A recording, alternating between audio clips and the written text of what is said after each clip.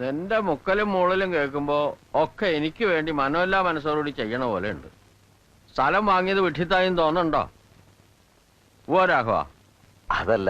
വേണ്ടെങ്കി ഇപ്പൊ പറഞ്ഞോ.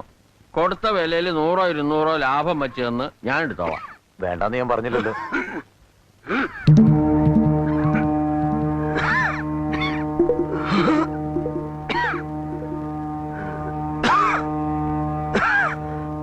എന്താ പറ്റിയേ? കാല് തെറ്റി ആട്ടുംകൊല്ലിയിൽ വീണതാ. കാര്യായിട്ടൊന്നും പറ്റില്ല. ഇതാ നോക്കൂ, ആരാ വന്നിരിക്കണേ നോക്കൂ.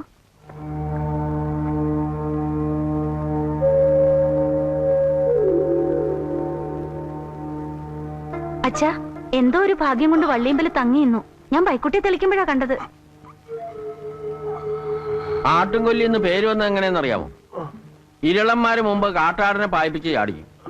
താഴെ ഇറച്ചി പറക്കാൻ നേരത്തെ ആള് പോയിട്ടുണ്ടാവും. ദൈവാധീനം. ആ വഴിക്ക് ആരെങ്കിലും നടക്കുവോ ബാല? പോട്ടെ, വലിയ അപകടമൊന്നും പറ്റിയില്ലല്ലോ. സമാധാനം.